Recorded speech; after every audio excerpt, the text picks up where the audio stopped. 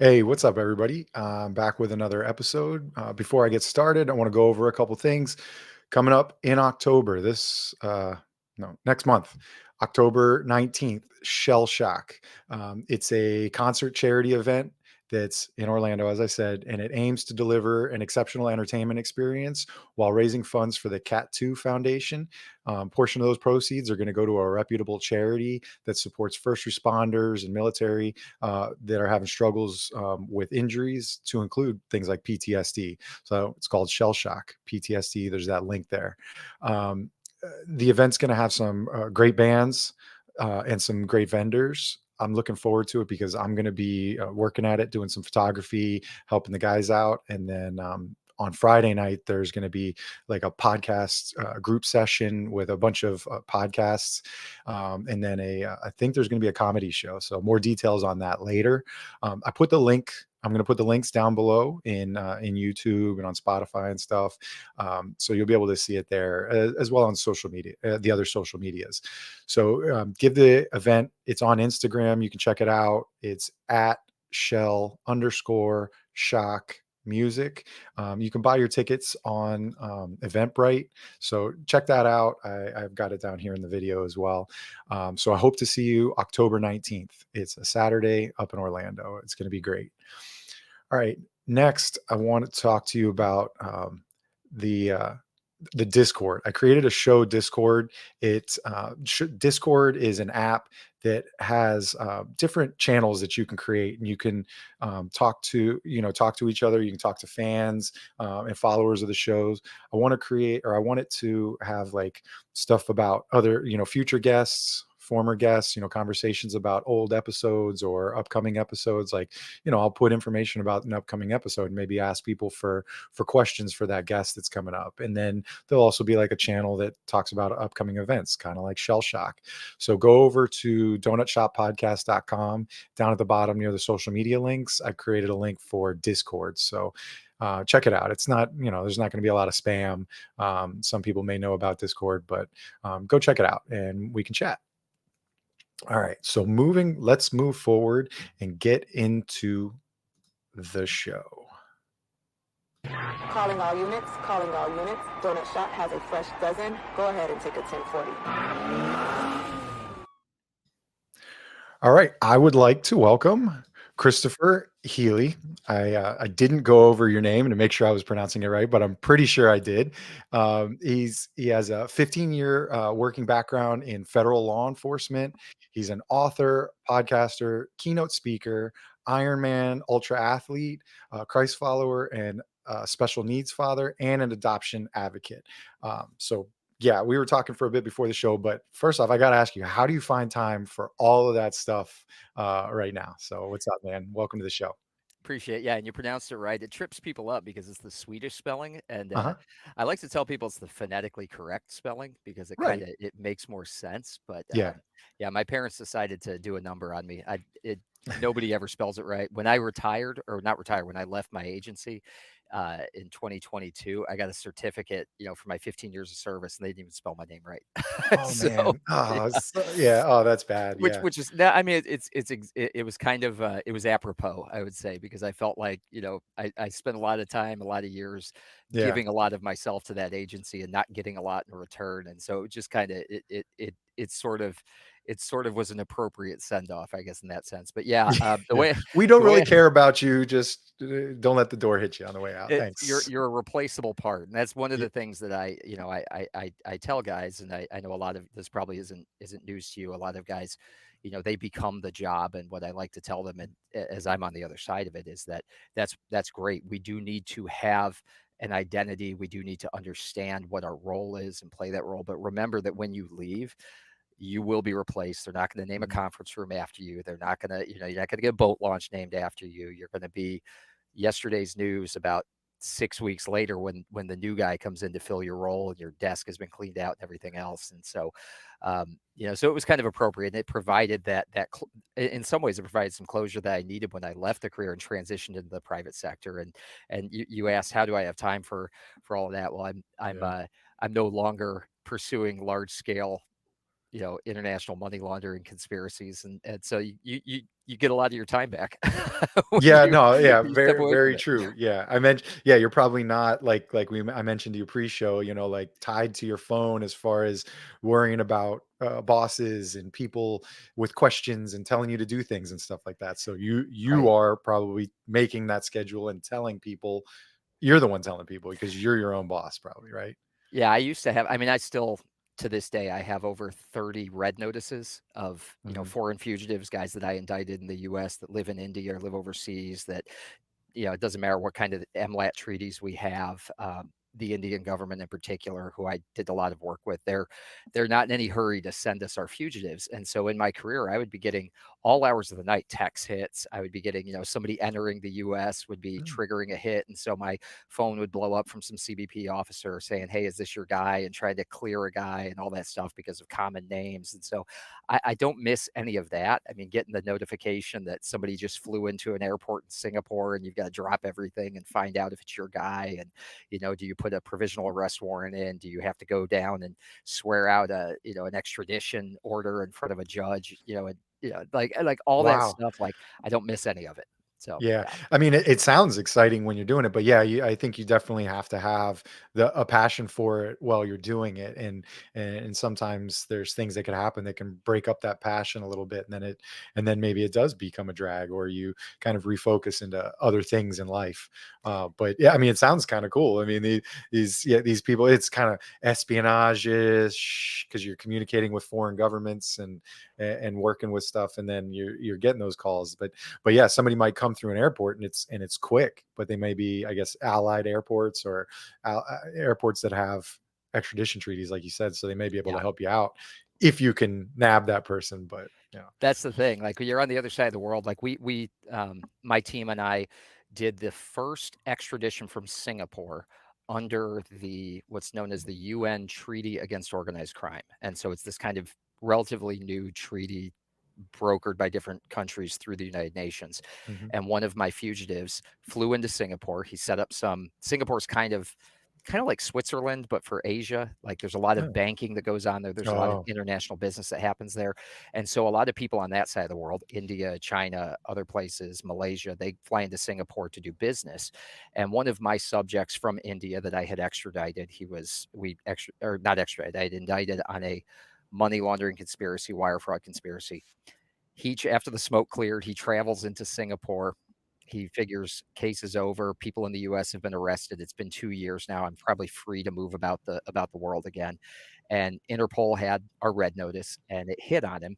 He flies into Singapore. He sets up a couple of like accounts there because he's going to start moving Bitcoin through Singapore because the Mm. Indian government is stealing too much of his money. They know he was indicted in the U.S. They're charging him basically a protection fee, and Wow. he goes to Singapore to move his money over there. We didn't catch him on that one. We get the notice. He was in and out inside 24 hours, and the time it takes, it's not like, Yeah, television shows, right? It's not like a like top. Law and Order, Yeah. or yeah, I yeah, mean, there's a process. You got to get in front of a judge. You got to do X, Y, and Z. There's like, did the crime that he's accused of violating in the United States, does that line up to any crimes in Singapore and all that? So there's a whole process. But we get the notice. We don't have enough time to do what we need to do to bring him home. But we know now that he's set up accounts there, he's got bank accounts, he's going to come back. And so, sure yeah. enough, about 6 months later, he comes back, and we were actually able at that time to prepare the Singapore government in advance. We had our HSI, like attaché office in Singapore, was waiting, and they got him when he came off the plane. They held on to him, got the provisional arrest warrant, did all of that stuff, went through the process. About 6 months after that, the Singapore government decided, yeah, we can extradite him under this treaty. And my team and I got to fly over there, pick him up, and go into the jail in Singapore, which is a Oh, wild experience. yeah. Cuff him up, get him on the plane, and 16 hours there, 16 hours back, and he's doing 20 years in the Bureau of Prisons now. So, Wow. uh, Yeah. yeah, there were times when it was like I loved the job, I was good at it, I did at a high level, but there are things when life settles down, you get to spend more time with your kids, and you get to spend more Hmm. time, we were talking about real estate before we started recording, and Yeah. doing different things that you're passionate about that you don't have time for when you're Yeah. doing that job at that high level. um, it's nice to have that transition and to realize the things that you were missing out on as well. Yeah. So, yeah, I mean, you mentioned HSI. I mean, I've been around for a while, and I know names of government agencies, although maybe the same role bounces around and changes. Who did you work for? Or what did you work for previously during that? Yeah, so I started out with ICE, with Immigration and Customs Enforcement, Hmm. and ICE has a couple different sections. One is HSI, what's now known as Hmm. HSI. At the time, it was called OI, the Office of Investigations, and then they Uh, have Enforcement and Removal Operations, which is who I worked for. That was the deportation side of the house. So those are the guys who are kind of similar to U.S. Marshals, but for immigration. They get the oh, immigration fugitives, they work them through the court process, they actually physically remove them from the country. So that's where I started. I did that for about 3 years. I was doing fugitive operations, arresting fugitive aliens, removing them. I got to travel all over the world. I would load up. Literally, we had a Con Air sort of like fleet of planes, and we would load yeah. up 130 MS-13s and fly them into El Salvador, and we'd go into Honduras the next day. So I did flight ops. I was in and out of Central Wow. America every single day. Tegucigalpa, Honduras, San Salvador, Nicaragua, Guatemala. I mean, I traveled all over the world. I got to go none of the really like great places that you want to go vacation, but Yeah. got I to go I like was Venezuela, places like that though. I was just in San Salvador, El Salvador, in February. It's But yeah, nice now. you didn't go to Libertad, which is like Surf City and stuff Yeah, like that. You didn't go deal with any of those. I hit a yeah, couple of those places, but yeah, like you said, they've completely flipped the script in the last few years, and they have. although still third-ish world, it's not America, but it was I enjoyed it. It's It's got a where my ways to go. wife's. Like when Yeah. I was there, this would have been say 2007, 8, 9 ish, and like when I was there, I flew in one time with a plane full of MS-13s, and it's me. I'm the flight ops officer, so I'm the U.S. government's representative on the ground in El Salvador. There's a flight nurse, and then typically we would contract police officers from like San Antonio or Dallas or Tucson or wherever we were departing from, and they would staff up on their days off. So it was kind of like their Oh, wow. off-duty gig. And so they all Interesting. had their passports, and they were basically flight security for us. And so we would fly down with a plane load of typically MS-13s, and we're returning 100 plus of them to El Salvador. Now, keep in mind, most of these MS-13s, may have been born in El Salvador, but they've been in the U.S. since they were 1, 2, 3 years old. They don't know El Salvador. El Salvador doesn't want them back. Yeah. And so I got met at the plane one time by this like general. I don't know what his rank was, but he had all Yeah. sorts of, all the typical like Central American looking, Rigmarole generals, stuff all over. Yeah. all of it, right? And he pulls aside the flight nurse and he's chatting with the flight nurse as I'm like checking paperwork, doing whatever. And the flight nurse, I can see kind of a panic look on his face. He's like calling me over. I'm like, all right. So I go over there. I'm like, what's going on? I speak better Spanish now, but back then very little. And Yeah. he's kind of in broken English. He's the flight nurse is like, he needs to talk to you. I said, okay. Mm. So the general, he looks at me and he says, these men will never be a problem for you again. And I was like, okay, thank you. And the flight nurse is like looking at me like his eyes wide open, like saucers, like, you know what he's saying, right? And I'm just kind of nodding along. And Yeah. so I said, okay, I appreciate that, sir. He's like, I want to emphasize they will never be a problem for you Oh again. man. So I step aside with the flight nurse. She's like, we got to do something. I'm like, buddy, we're on foreign soil. We got nothing we can do. Our job here is to turn over this paperwork and turn over these bodies and get Yeah. back on that plane and go home to the United States. And just Right. cover your, We have yeah. no authority here. Yeah. So I don't know Yeah. what happened there, but I got the distinct impression that he was letting me know that in no uncertain terms. And in those days, I mean, it's like you said, they've cleaned things up now, but back then, I mean, the police were doing what they had to do to Hmm. maintain order, and what they had to do a lot of times was not the sort of civil rights that we enjoy in the United States, to put it Right. mildly. So Like yeah, I've enjoyed in June. I was in Iceland. Obviously, a completely different type of a little judicial different. system and life, and scenery. But I enjoyed talking to my friend who's a police officer, and I did a podcast with him. But I when we were in El Salvador, we were in the capital in San Salvador doing like our last day. We were visiting a family member there, and so we were like, let's go downtown. So my wife and I went downtown, and it just so happened that it was their National Police Academy graduation. So we pulled into this garage parking lot, and there was just so many police officers, and we're like, what is going on? And they were like, graduation. And I could tell there was like a football field. So I'm like, generally interested. I don't want to spend our entire evening, watching a graduation of people I don't know. But we were asking them some questions. But it was a younger guy. But the whole downtown area was like littered with police officers. Like every corner had two uniformed officers, and then there's also, in countries like that, you've got military that are walking around in squads, or groups of three or four, with full long guns and stuff, versus the police officers that might just have sidearms. And so there's all kinds of law enforcement. So I felt good, I felt safe, because they're kind of protecting that large scale event that's going on. They could be a targeted event, but I spoke to a couple, and I didn't necessarily, because I my Spanish is maybe as good as yours it was back in 2007, 8. But my wife was talking to these guys, and so I was talking to him, and one of them was a deputy inspector or something. So basically a detective for them. But he looked in his 50s. And so we were kind of briefly talking about retirements and everything. And I was just telling you that I'm about to retire in a year and 4 months with 20 years. And he was like, he kind of motioned as if he's walking across the street with a walker. And he was like, we can't retire till we're 60.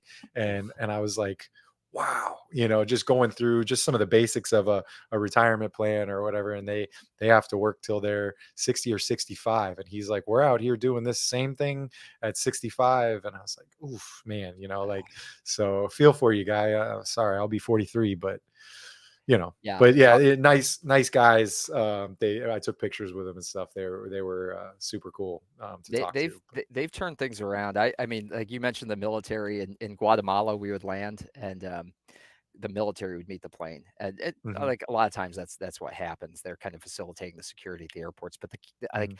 I would see the Guatemalans coming up to me, and like they had, I mean, these were puppies. These like were like 50, like they looked like they were 15, 16-year-old Oh yeah. kids. Like, and I mean, again, like you said, like full, like long guns. The first thing that I would do when I would land in any Central American country, we had like a cooler on the plane, full of like drinks and stuff. Cause we it's like a 2-hour flight in from San Antonio. We're feeding them on the plane. A lot of times that's to maintain control. It's like, hey, listen, like, you behave, we're going to feed you, we're going to take care Yeah. of you, we're going to give you a good report card when you land in your country, so you're not going to have any problems. Don't cause me problems, I won't cause you problems.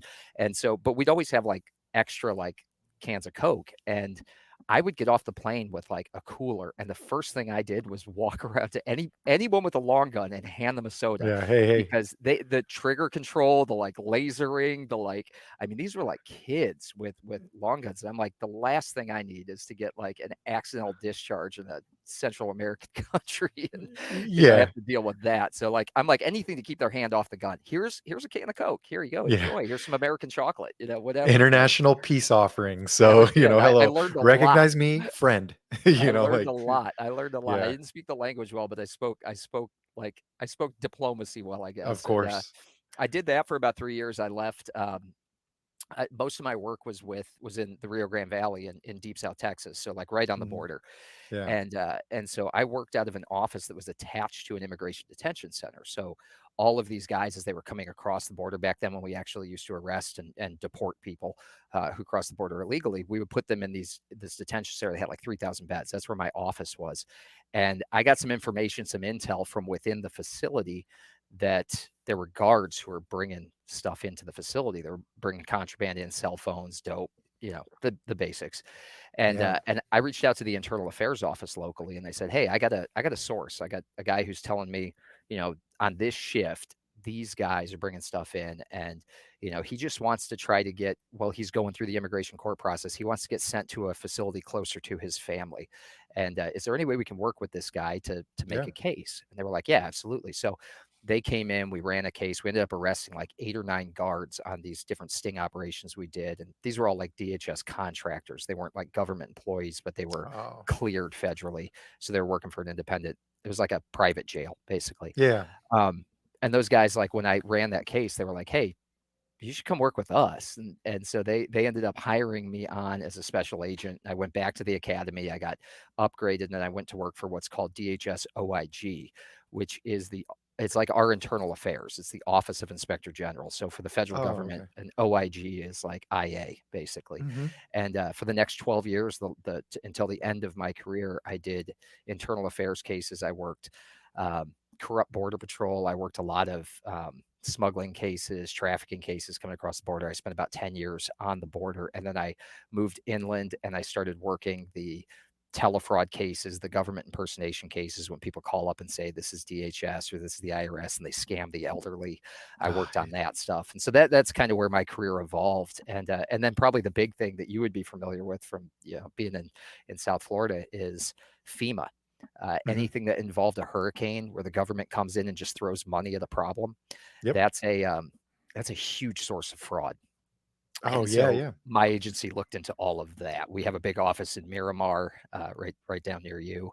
Right, We yeah, have an yeah. office in Orlando, and they do all that stuff. And in Houston, where I ended up at the end of my career, Hurricane Harvey, all those things, like there's a ton of fraud. So I worked on that stuff to the end of my career, and that was pretty much Oh, it. I yeah. was with ICE and then DHS OIG.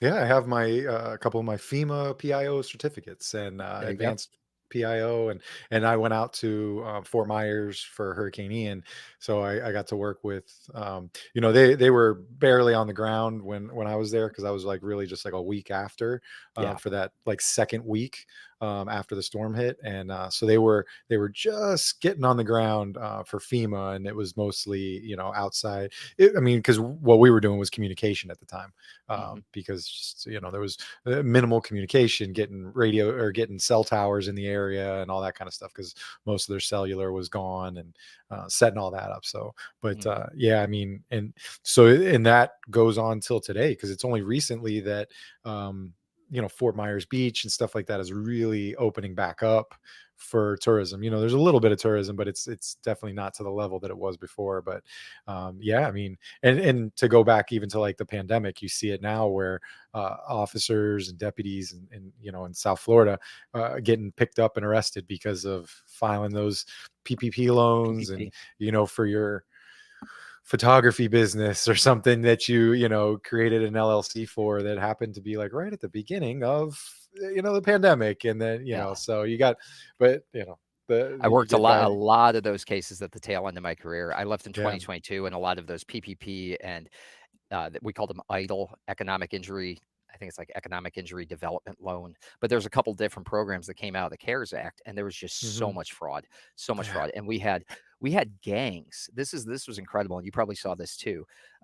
Different gangs in Texas recognized pretty early on in the CARES Act that there was a great revenue stream that didn't involve violence, that didn't involve Right. drugs, that didn't involve moving guns or bodies or trafficking, by just defrauding on a mass scale. And they figured out ways to file applications for people, and they would like take 10% off the top. So if you got a $30,000 PPP loan or a $10,000 EIDL grant, they would take 10% of it for filing the paperwork, for doing all of the steps, and then you would get the rest of the cash. Yeah. And they did this on an industrial scale. They did it out of prison systems. We had so many prisoners in the Louisiana prison system were getting paid PPP For money. being in I mean, jail. just being in jail. I mean, it happened Wow. all over the place. And different states had all of this was FEMA money. It was run through federal programs that was distributed out to state agencies.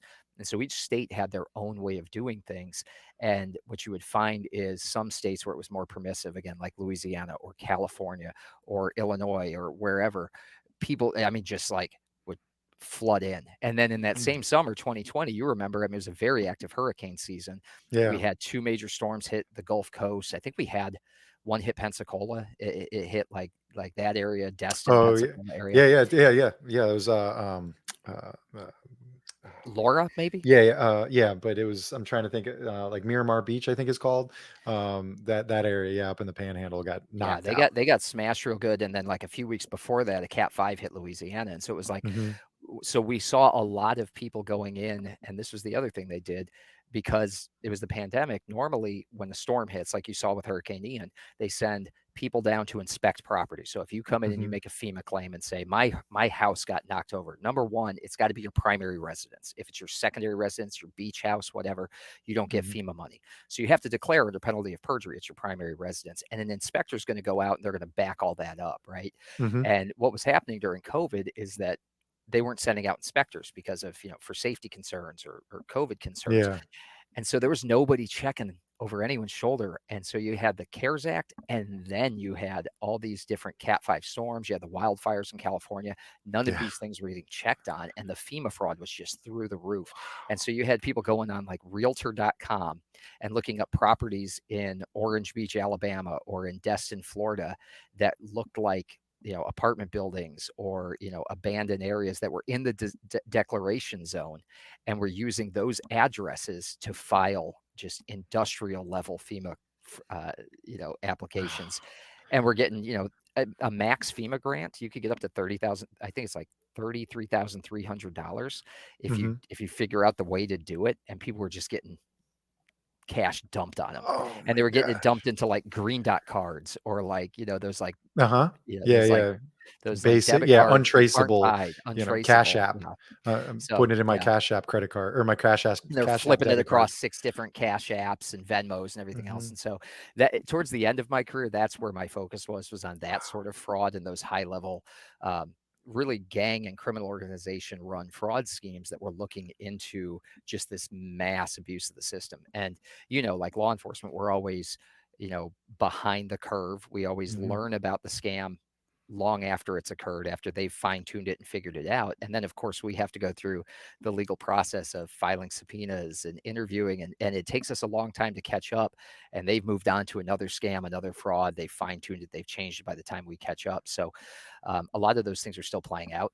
They were still working Hurricane Katrina cases when that hit New Orleans in Yeah. like 2005. They were still working those cases until a few years ago, because the money, the statute of limitations doesn't end until the money stops being distributed. The money keeps being distributed by FEMA for years after the fact. So yeah, it can be a busy job if you like fighting fraud, if you like doing anything that involves corruption that runs through a DHS program or office. I got to work on. So it was a lot of fun.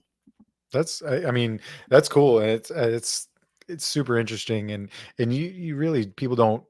Like I'm even learning about some of this kind of stuff through like LinkedIn and everything. My LinkedIn account's like a year old, and I see so many. I'm getting connections with people, and I'm seeing so many different types of jobs in the government that are based around that, and it's not just guys like me that are really just a boots on the ground police officer. There's upper echelon type stuff, and you can be a detective in your agency or locally, but some of these federal ones are crazy. Just deep into it, and we don't realize the saturation of how big the federal government is and what's going on with it sometimes. um Yeah. and then that fraud, because just to bring it down to even like layman's terms, I remember watching things like Sons of Anarchy and how they had like some legitimate businesses on the TV show that this criminal motorcycle gang had, and then they had their illegal businesses, but they had legitimate ones, that like a mechanic shop that just kind of was the cover of the guys. And so yeah, and some of the people in it would much rather make way more money doing some of this legit stuff, but utilizing their manpower. So yeah, gangs try to get legit. Yeah. I worked a lot with, when I was doing telefraud stuff, I worked a lot on most of my subjects when I was looking into telefraud. Like if you ever get a call from someone saying, "This is the IRS, you owe us money," and this was, like a decade ago, they were running that scam. Um, they were calling and impersonating different, sometimes ICE, sometimes DHS, Oh sometimes yeah. Social Security, whoever, right? And and a lot of those guys who were behind that, they were based out of call centers in India, and a lot of the people who were laundering the proceeds of the American victims to get it back to India or to get it into the financial system were US based. And so they had runners, what we called runners.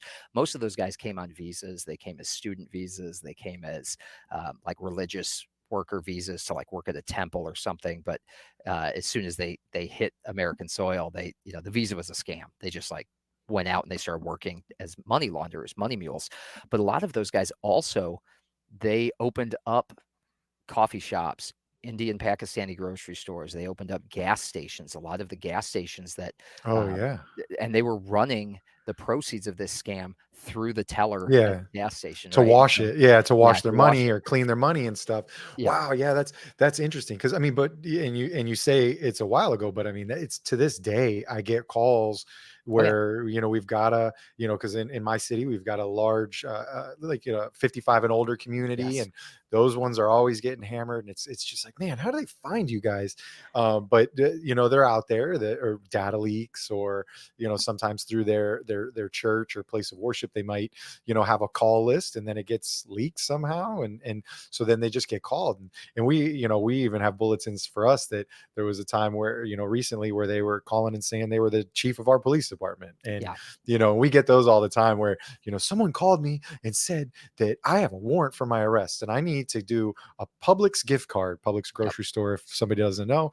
And I need to do a $500 Publix gift card, and then they'll close out my warrant. It's like, and I'm like, all right, please repeat that back to me slowly so you can hear yourself talk, and let me Right. know how that sounds. I know they sounded really good and they were smooth, as can be, but like, just repeat it back to yourself. And I feel terrible for people that get scammed on it. And I always, write my report, but I know that you can probably explain more how difficult it is to track down some of that stuff, especially Yeah. with number changing apps, and just Google accounts that you can create a Google phone number, and that it just Most of it's it's voice probably, over IP. I mean, most of yeah, it's like they're buying internet. VoIP lines.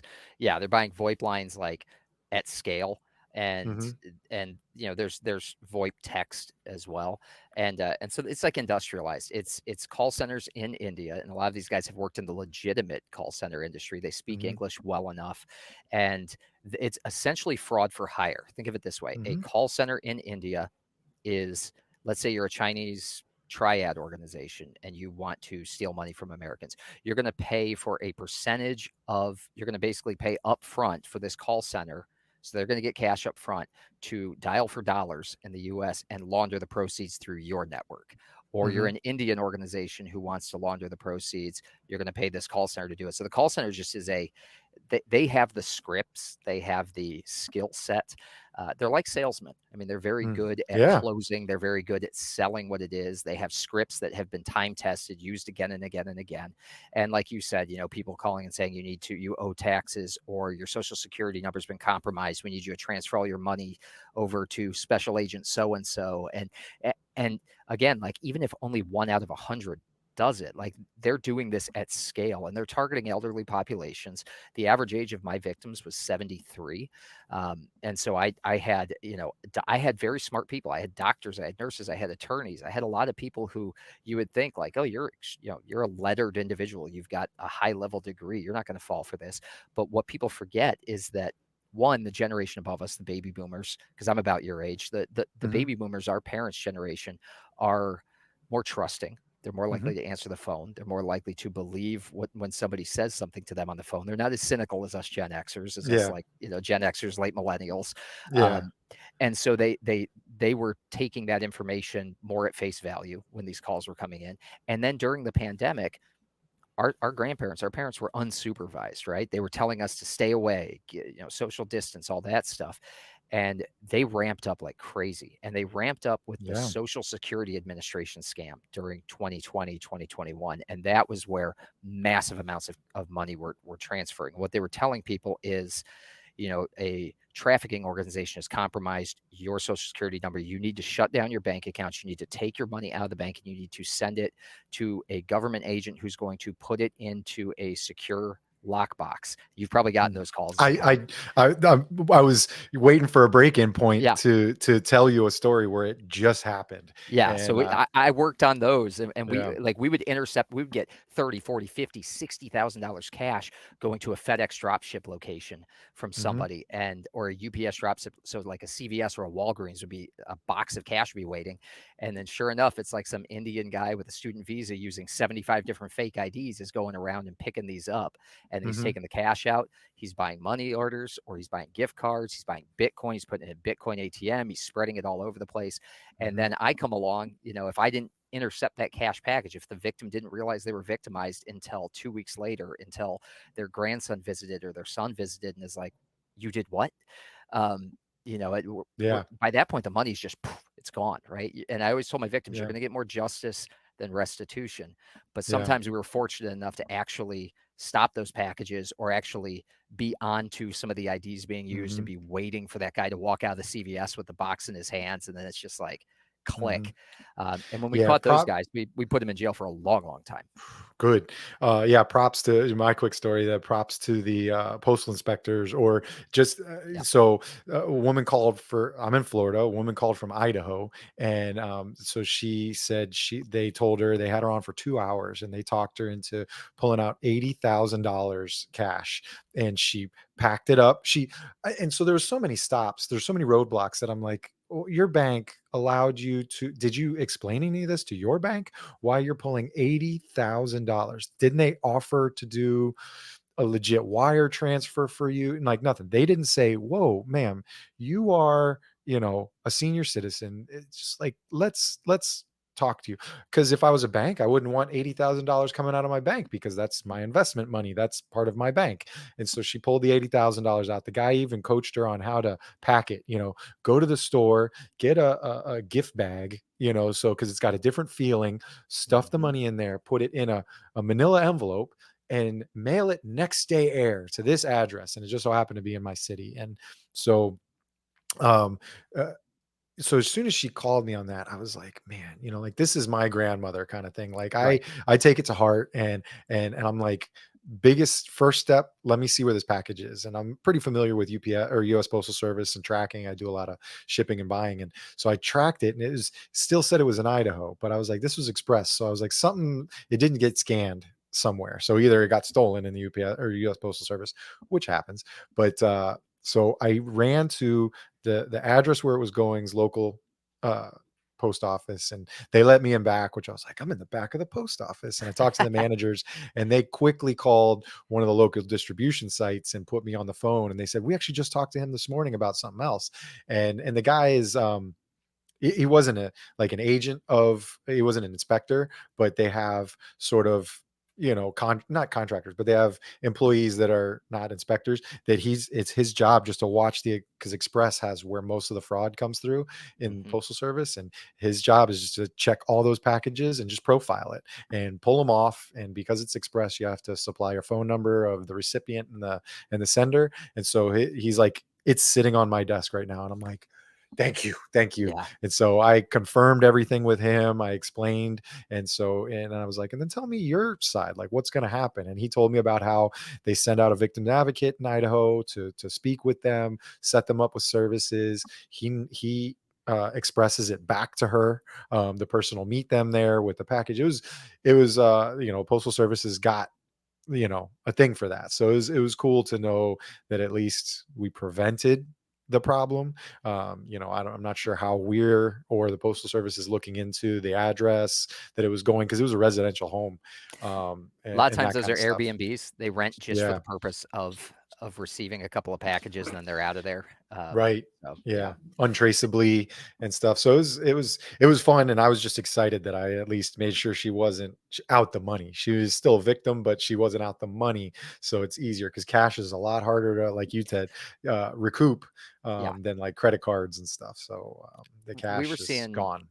those transactions all the time when and this has been about 2 years since it's been over 2 years now since I left the federal government, but right up until I left, we were seeing it largely through FedEx and UPS next day air. And we established a really good system of back and forth with our contacts at UPS, our contacts at FedEx, our contacts at CVS and Walgreens to let us know, like, these are the red flags we want you to look for. Mhm. These are some IDs that we're onto that we think are being used to pick up these packages. We've gotten victims in numerous places reporting this name is being used. So look at Oh this. yeah.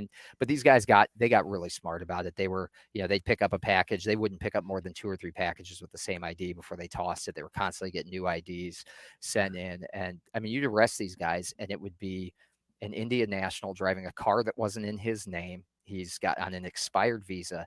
He's, been driving around the country, just like, we go back and we pull all the security footage from the different, because once you have them in custody, you start to see all the fake IDs they've got. You start looking back at all the different transactions. You find a whole bunch that you didn't even know of. You talk to the victims, you backtrace how much money, you start to put your loss figures together, you start figuring all that Yeah. stuff out. And these guys were doing major damage. We're talking millions of dollars in a couple of months that they would pick up, and then they would receive instructions from their handler in India of where to put it. So take that cash and you're going to put $30,000 into a Bitcoin ATM machine for this address. You're going to put this much into a bank account over here, and that's going to go into, somebody's address, and then they're going to take it and they're going to ship it, or like it would go all over the place. So fortunately for you, you're able to actually interrupt that. That doesn't happen as often as it should.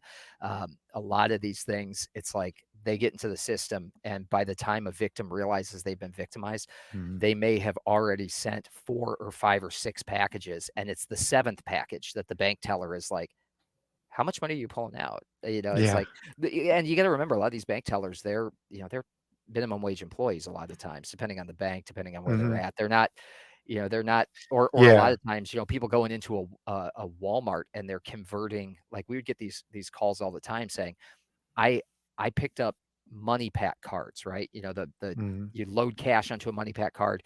I'd read the numbers off on the back to the caller, and it would get loaded onto a green dot card, and then they're going and swiping that green dot card for money orders. And that was how they were Mhm. doing the scam originally. So the victims buy the money pack, they load the cash onto it. At some point, you've got contact with the Walgreens employee where the victim is buying the money pack. And the Walgreens employee doesn't have any incentive to say, hey, why are you putting $2,000 on a money pack card? Because for all they know, it could be, I'm putting it on my kids, Yeah, my and then kids, they're going to college, and I'm they're giving them going a to little college. I'm giving prepaid them or something. exactly. I'm Yeah. giving them a prepaid. They don't know. And then you've got the guy showing up at Walmart to swipe the green dot card and get the money orders. And he's buying Mhm. 6 different money orders, doesn't speak a word of English. The Walmart employee doesn't have any incentive to, Nope. I mean, that guy's making $10 an hour or whatever. He doesn't have any oversight or incentive. So we had to work a lot with Walmart, with Target, with the different companies, with Green Dot, with My Vanilla, with all these different companies to put red flags in and governors in. And that's why you see nowadays you can't. Target used to have unrestricted how much you could put on a gift Mm. card. You could put like $15,000 on a Target gift Oh, card, wow. and now Yeah. they've reduced that. Best Buy has reduced that. We worked with them a lot. Um, Walmart has.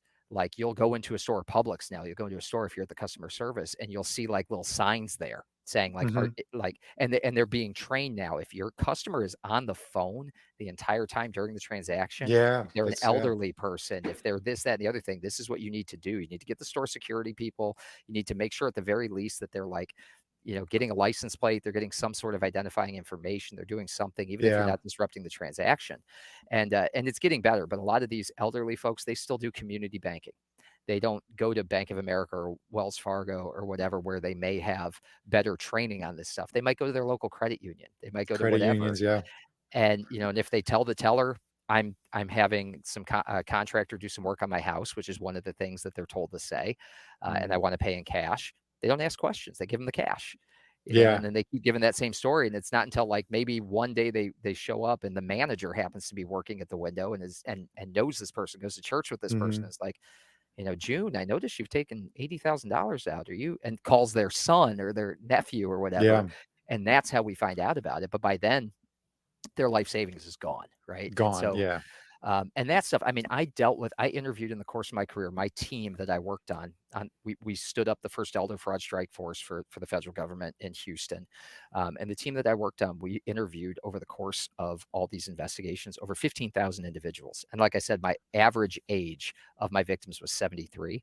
Mhm. And I mean, it's heartbreaking. Like these people had my cell phone number. They were calling me for updates all the time, case updates. And, if you've got grandparents, if you've got parents who are elderly or older, you know what those calls feel like. And these people, we're talking, they're on fixed incomes. They've lost a lifetime's worth of savings, their entire retirement. They've lost everything, the embarrassment they're feeling. And, and they feel like they can't tell their children. They're worried about it. Yeah. How am I going to make do? And I had a ton of victims in Florida, obviously, because so many retirees down there. Mhm. Um, it's brutal. And so having conversations like this, where cops are listening to this conversation, hopefully, and recognizing and understanding the problem, because it's very easy if you're receiving the call to receive the call and be like, oh well, yeah, your money's gone, and that's true. Oftentimes the money is gone, but recognize and understand that you're just seeing the very tip of the iceberg. This is a major, massive criminal conspiracy. And there are federal agencies that if you learn to write your reports, if you learn to upload things into the FTC Sentinel database, if you learn to put things into that FBI database that tracks this stuff, there were guys like me out there who work for federal agencies who are looking at the whole elephant instead of just that small piece of it. Right. And the information that you upload, that you put into the system, can make all the difference. In, you might be like, my victim got a call from this number, and you might know, it's a VoIP, it doesn't matter, whatever. But like, that number may have been used one other time, and we've got a lead on that guy. And if you put that into the right database or the right system in your report, it connects that last dot that I need to put hands on the guy who's laundering the funds. So, Yeah. and I do a lot of that now. I go around to different departments, and I talk about this stuff, and I get on podcasts and talk about it, because education, we can't arrest our way out of this problem. We have to educate Right. our way out of this problem. We have to get in front of, Yeah, that's you know, I was told a long time ago by some detectives in our agency that did fraud and stuff, and they just said, like, look, like, you may not be able to figure out what state crime you have to write it up as a crime, but for me, I write a lot of them up as informations, because they all go to our detective division and yeah, they look them over, and that's, I try to remind like newer guys about that. Just, look, man, just at least as long as you're documenting it, because somebody upstairs or somebody that's looking at the full elephant may be able to get more information, and that, like you said, might be that last piece of the puzzle that you put that little thing, your ears are working a little differently because you heard it on a podcast or something, and yeah, and you kind of help them flag something that other reports may have missed, so they didn't necessarily have the information. So yeah, it's, thanks for reaffirming that, and making sure I keep doing that, yeah, and I keep kind of passing it on to the younger guys. The need, because we're always rolling our eyes, like, yeah, another fraud case, and thankfully some of them are just like, they want a police report because they got a phone call, they didn't do anything. So right, that turns into a coachable moment for me, and I just kind of use some of that, my previous role in community relations at the department, and really just talk to them about crime prevention, and target hardening for them, and yeah, make them feel empowered by what they can do. Before I'm writing a report about it, they just got a phone call, and hey, but give them a gold star, you did a good job, and you at least came for advice, or you told them to piss off, and leave you alone. So it was smart. So let me throw a little quick ad up, and then we'll come back and just like, let's talk about what you've been doing now, and going forward, and hear about your book and stuff. So let me, I'm trying to get faster with these transitions to the commercials and stuff. Hey, what's up, guys? Just so you know, we created a Donut Shop Podcast Clips channel. Just clips, meat and potatoes. Some of the best parts of each of our episodes are going to be over on that channel. You can go check it out. Hit the link down in our description. Like, follow, and subscribe. All the stuff over on that channel too. Help us out.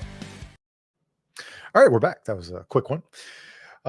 So yeah, so going forward now, I mean, amazing stuff. I'm sure we could pull out hours of those stories, and I like it when guests can really open up. Sometimes it's hard for us to remember a story and tell a story, but those were good stories, and I think I'm going to clip those up and put them on the Donut Shop Podcast Clips channel. Some of the different cases. So, but what's going on now? What did you transition to? A lot of podcasts and a lot of pages now are really talking to law enforcement and first responders about their next steps, because some of us are getting out of it young. yeah. So what are you doing? Yeah, so I'm about to turn 45 as we're recording Okay. this, and so I'm young too, or at least I consider Mhm. myself young. I like to think of Yeah. myself as Yeah. a young, 40 something. But so normally you were talking about El Salvador and the retirement system there. For the federal Yeah. government, it's 57 is your max. 25 years at any age. So if you got in like right as, like, sounds like you did, like 21 or whatever it is, like you 23. got, Yeah. yeah, like you can retire very young and have a whole career ahead of you. A lot of guys come in after a military career, and so the maximum age for entry is 37. So what that Yep. allows is a guy to go full retirement in the military, join the federal law enforcement, and do a full retirement there as well. So a lot of guys Mm. walk out and they're like double dipping and still very young, right? They're still like Yeah. 57 and still have a lot of life ahead of them. I left early. Most people don't unless they're, fired or get in some trouble. I didn't get in any trouble. I got very lucky actually. When I was working in the Rio Grande Valley, down on the Southwest border. I was working at a DEA task force. I was doing all the fun stuff that you get to do when you work, in a high crime area like that. And it was a lot of stress for me. And so for me, stress relief turned into physical activity. I started running marathons. I started doing triathlons. I did Ironmans. I did ultra marathons. At the end of the day, I was like, that was my stress relief. A lot of guys go in different directions. I was like on a bike or in the pool, just to clear my head. And my wife got into it with me. She started personal training. She opened up her own personal training studio. We coached and trained hundreds of athletes. We got people across finish lines from 5K all the way to ultra marathon, Ironman. And that was kind of my little side hustle. And over the course of the next, 10 or 12 years, while I was continuing to work behind the badge, my wife just became an incredible entrepreneur in the fitness industry and grew that business to a point where not only were we providing fitness and health and coaching services, but also we're providing consulting services to other people in the fitness industry, helping them bring their brands online, helping them launch online. And she got to a point where her business was being impacted by my job. It got to the Oh, point where me going out and running a search warrant at 5 in the morning in South Houston, or going off to teach a course at FLETC for a week, or doing mhm. FLETC's the Federal Law Enforcement Training Center. Um, Yeah. and we were balancing kids and a business and my career.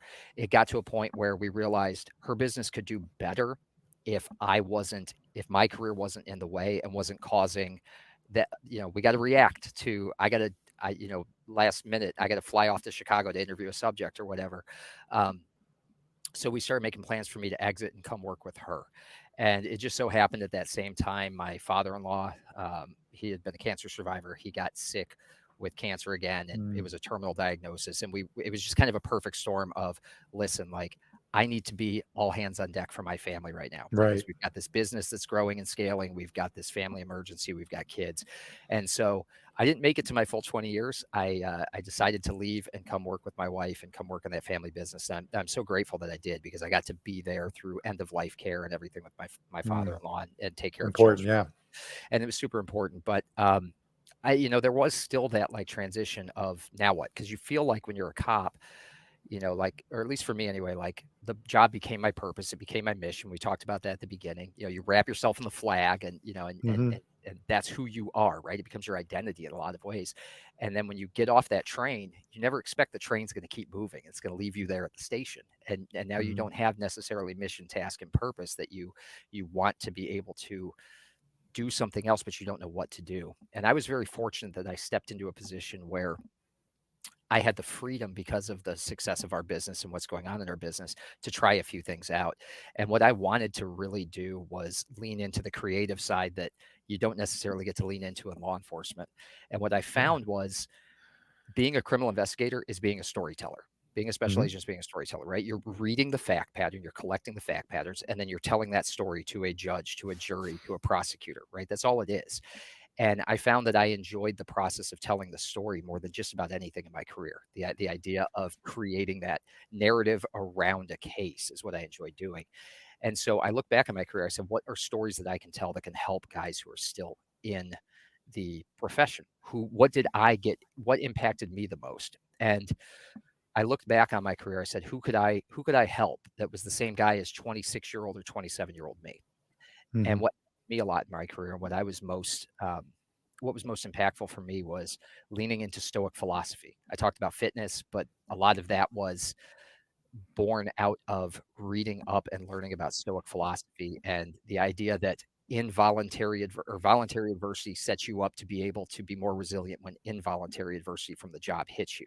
And so I really looked at that as like building up resilience towards the stresses of the job. And a lot of that was influenced by my knowledge from college of reading Marcus Aurelius, of reading Meditations, of learning about kind of how the Stoics approached life to live in a more resilient way. And so I said, if I can make that philosophy more accessible to people who are in the profession now and give a little bit back to guys who are in the profession now, that's a story that I can tell. That's a way to get a creative outlet out and teach people some skills and some tools for their mindset that are going to help them in the long run. It's going to help them have greater career longevity, happier lives outside of work.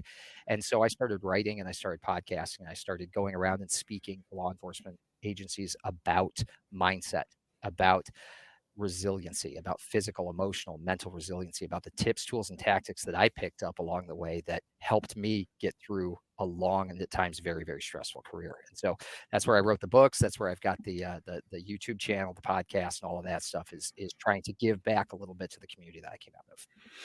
Right. So like kind of what you're saying is sort of how we, just train, we train with firearms for muscle memory.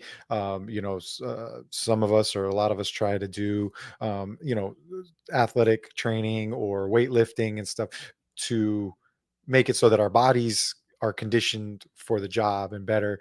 And so part of the stoic is training your mind and mentally preparing yourself for all avenues, because as anybody listening that might be a first responder and law enforcement knows, or even in the military, just things come in, they can weigh on you. Then you've got pressures, you've got family pressures, all that kind of stuff. So it does kind of that sort of thing, or it kind of helps you train with that.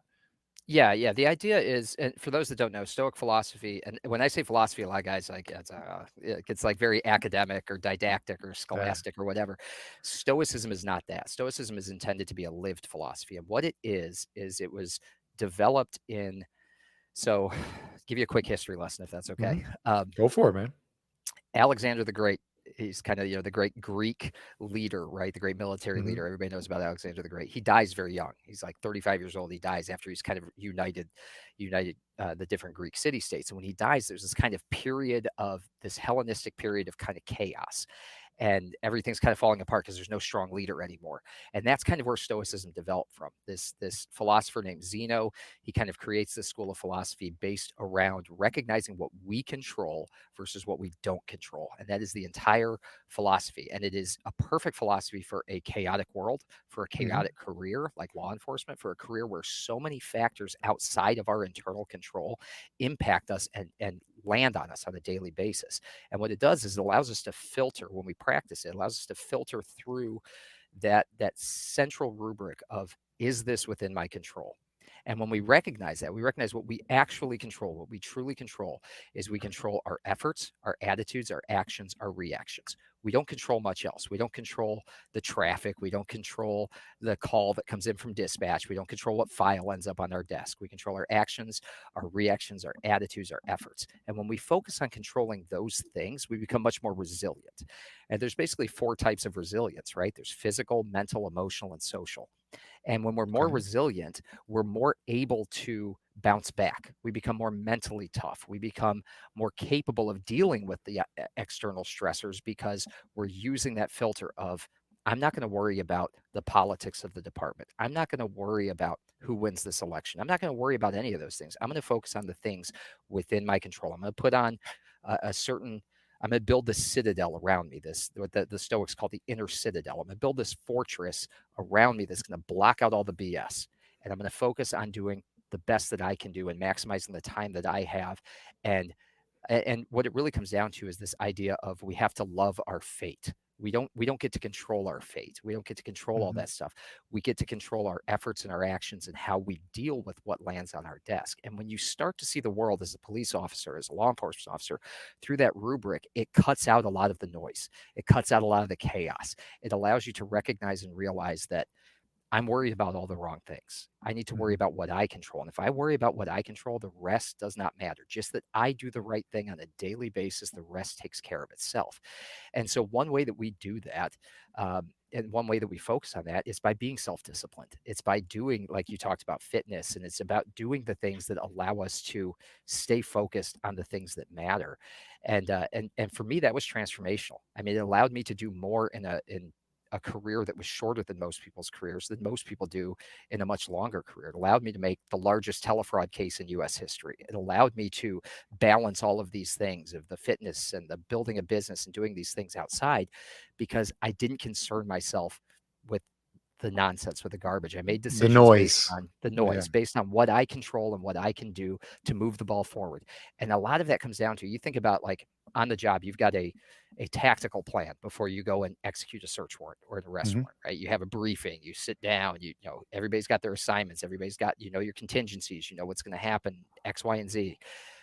And you've got, ultimately, what's within front of you is your control. And you go and you execute, and you do that. That's a very process way of thinking. And it's the kind of thinking that won Alabama a whole bunch of national championships. It's the kind of thinking that won the Patriots a whole bunch of Super Bowls, because what they taught in those programs is a very stoic concept of thinking about the 7 seconds in front of your face. You know, your average Hmm. football play is 7 seconds long. I want you to think about what I need to do to win this play, and then the next play, and then the play after that. It's a very tactical way of thinking, right? I'm going to clear this room, and then the next room, and then the next room. And at the end of all of this, the house will be clear. At the end of all of this, we'll win the game. And at the end of winning X number of games, we'll win the Super Bowl. The results take care of themselves when you focus on the things within your control and do them to the best of your ability. And so many of us, and this was me a lot of times in my career, so many of us are concerned about the, oh, did you see who just got promoted? Or, oh, did you see who the new chief is, or whatever is, or whatever law just came down, or bill, or whatever, they're changing X, Y, and Z. And we get all spun up about those things, and we lose focus of the 7 seconds in front of our face. Hmm. And so for me to be able to try to teach those lessons to people, I think it makes them more, ultimately, better police officers. I think it makes their lives better when you block out as much of that noise as you can. Yeah, I've always been like throughout my life. I was always a worrier. I always kept a lot of things on my mind, and yeah, some of those things were really, like you're saying, out of my control, not really in front of me. Nothing, you know. Yeah, I can't make the decision that the chief's going to have to make. Like what I'm saying isn't going to have any bearing on what that is, what's happening there. And but even before my career, I was always a worrier. I remember being a little kid and getting these little worry dolls that my grandmother bought me. They were like little, like, handmade things, and she would tell me to pull that out and kind of speak my worry into that and rub it and hopefully pass it along. Yeah, I didn't necessarily help as a child, but I think I have started to. Oh, my light died over there. That's So you that's what that. got a Now hurricane. we're gonna get a little dark. Yeah, it's on battery power. I'm not running a plug into that one, so I'm gonna change my look.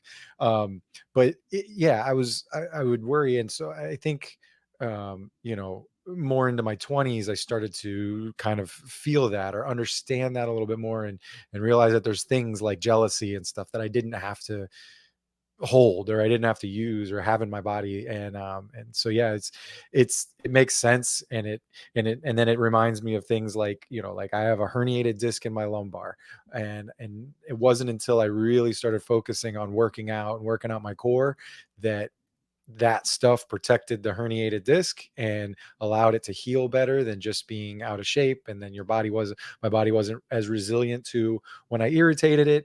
It took longer to get back. And so I think the same sort of thing with what you're saying with the stoic.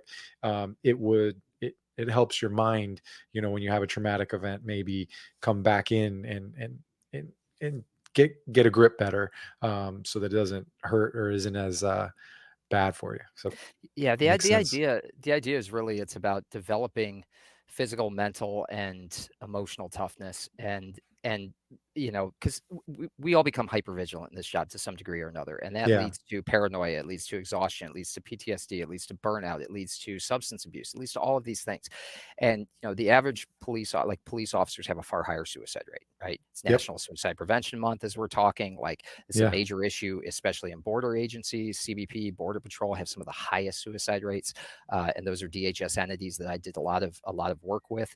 So we see this in a law enforcement career. So what we'll get is a lot of training in the academy on tactics, right? We'll get a lot of training on, law, on all of these things, but we don't get a lot of training on safeguarding ourselves, our physical person, our mental person. Maybe you did in your academy. I certainly didn't. There were no Yeah. discussions about any of this stuff, about how to be more No. resilient. It was just like 20 years, get out there and get that warrior mindset and go do your Yeah, job. And warrior so, mindset. like they throw that term around, but they don't talk to you about how to become more resilient. And I think resiliency is a thing that needs to be talked about a lot. And that's really what Stoicism is about. We become more resilient, we become more mentally focused and more mentally well, simply by recognizing that this is not something I control. I can make the most and the best out of what I do control. That I can love the fate that I've been given, and I can make the most out of it. Some of the great examples of Stoicism in practice are James Stockdale. He was the highest ranking naval aviator that was shot down in the Vietnam War. He was held in the Hanoi Hilton for 8 years. He was tortured day in, day out by the North Vietnamese army because they knew if they could break him, that it would break everyone else. And so Stockdale had this attitude that I don't know when I'm getting out of here. I can't be thinking about that. What I think about is every single day, what do I control and how do I make this day a better day for me? And he got up every single day and he controlled what he could. And that's what got him through 8 years in the Hanoi Hilton. Never broke to torture, never did anything that would dishonor himself or his organization, would dishonor the men that he served with. And that was that sort of mindset. Viktor Frankl, he wrote a great book called Man's Search for Meaning. He was a Holocaust survivor in World War II. He got thrown into an internment camp and got moved around to different concentration camps. And he lost his wife, he lost his parents, he lost his brother. But every single day he focused on getting up and living that day. Living that day. Mhm. It's kind of like when you're at the academy, if you focus on 6 months down the road, I got to graduate. No, you focus on the training evolution in front of you. You focus on the time that you have and doing it to the best of your ability. And when that's done, you move on to the next task. And if we can compartmentalize and break things up and focus that way on our jobs, instead of like getting caught up in all of the external and all of the other things, it makes a great deal of difference into our mental resiliency or emotional resiliency, into how we handle the things that happen to us on a daily basis. And then the physical side of it is creating that well of experiences, that voluntary adversity, doing hard things, running a marathon, working out, getting up and taking a ice bath, doing Yeah. the hard things that you don't want to do, creates a well to draw from when hard things happen to you that you cannot control. You become a tougher and stronger person physically and mentally by doing those things, because this life is not going to pull punches. You're going to have bad things happen to you in this life. So you need to have that well of experiences to draw from to make you stronger for when the bad things do happen. And this philosophy teaches all of that. And so for me, getting in front of young guys, especially guys who are new into their careers, and starting to put some of these ideas in their head about, look, we got to be honest with you. This is going to be a tough career. You cannot be thinking about it as 20 years down the road. You've got to be thinking about today. You've got to be thinking about, Yeah. what can I do today?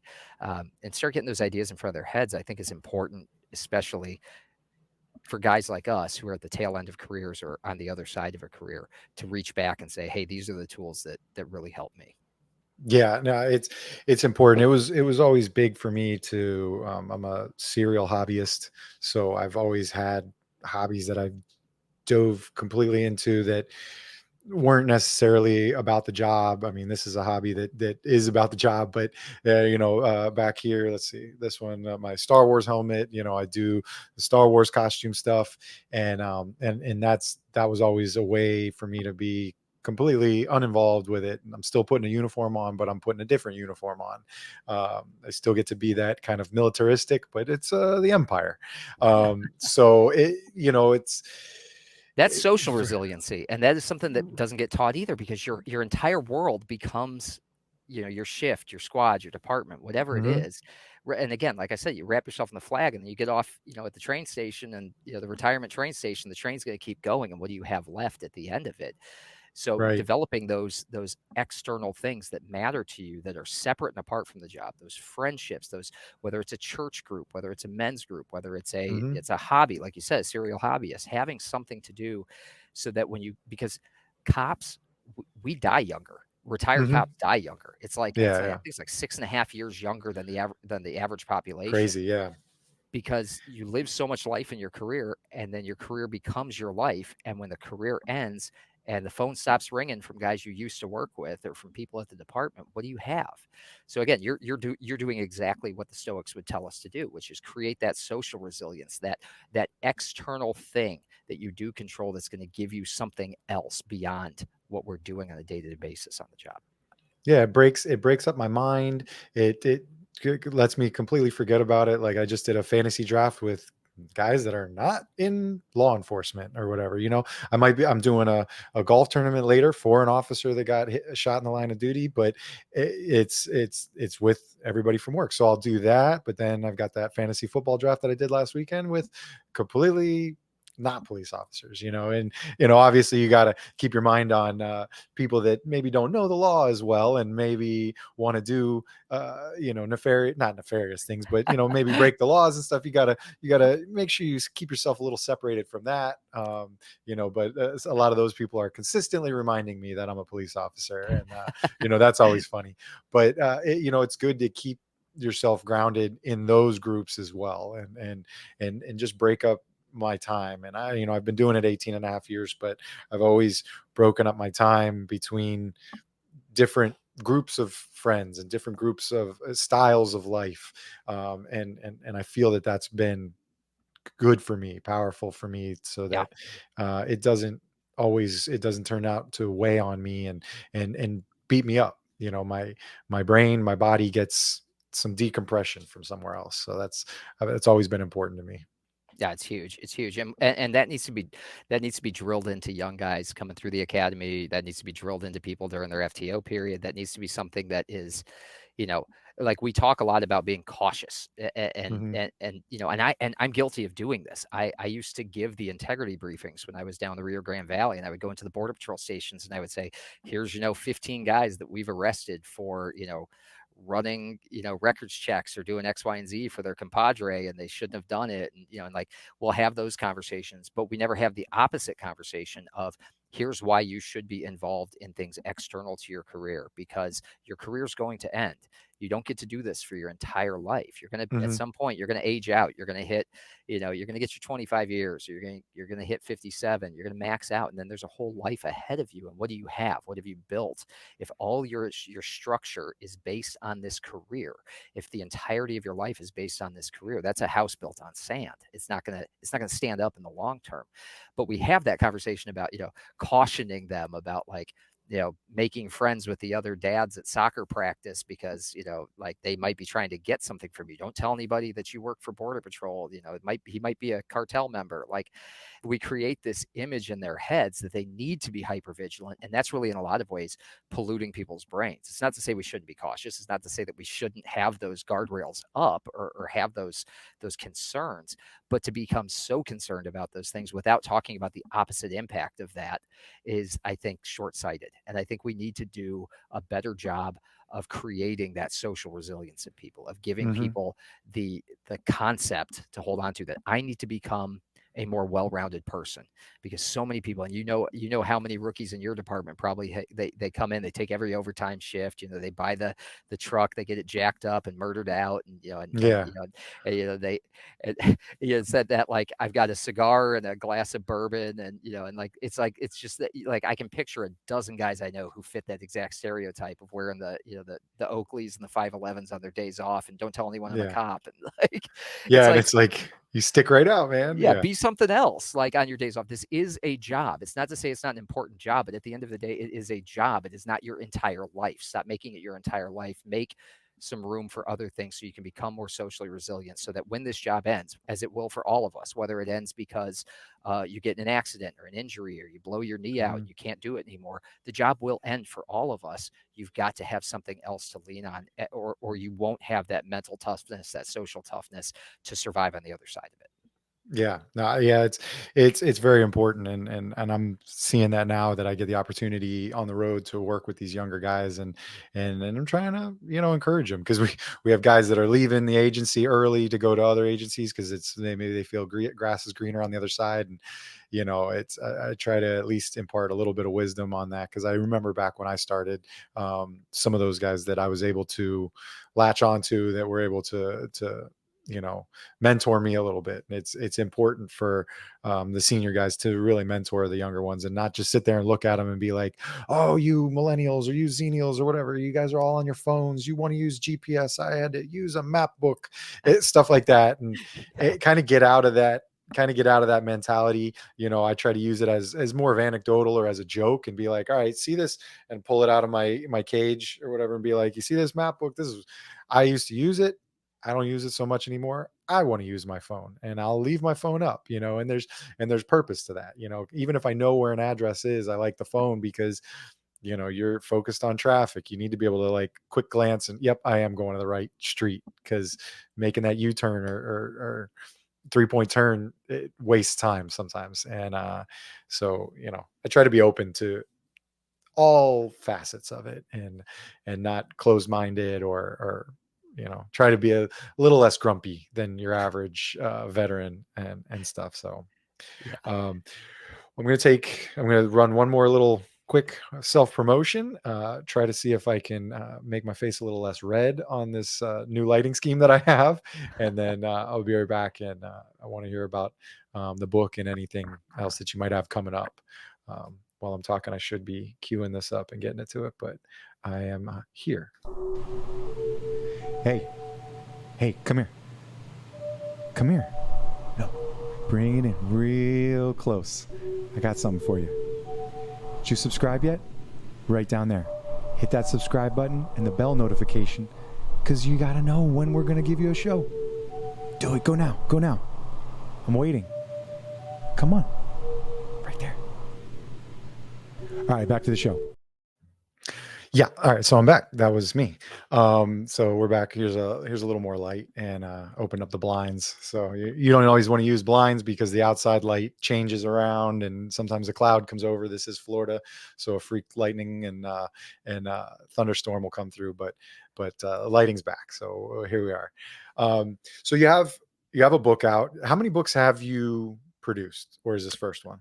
I've written two, Two. and the Okay. first Cool. one was kind of as soon as I got out of law enforcement, I was like, I asked my wife, I'm like, what do you have for me to do? Because I'm like, great, I'm like just making Yeah. big cases, and I'm like, go, go, go, and so it's like, what do you have for me to do? She's like, all I need you to do right now is you do the stuff I don't want to do in the business, and take care of the kids, and you know do something fun for yourself. And I was like, all right, well, I kind of want to get back to, and like I said, I think I told you offline, I came from a media background before Yeah. law enforcement. I edited a newspaper. I worked for a newspaper. And so I wanted to get back into writing. I didn't get to do a lot of that in my career unless I was writing a search warrant, which I did a lot, but that's a different Yeah. type of writing. So I wrote a book that was autobiographical in a sense. What it really was I took a tactical plan that I would use to go after to do a search warrant or do an arrest warrant.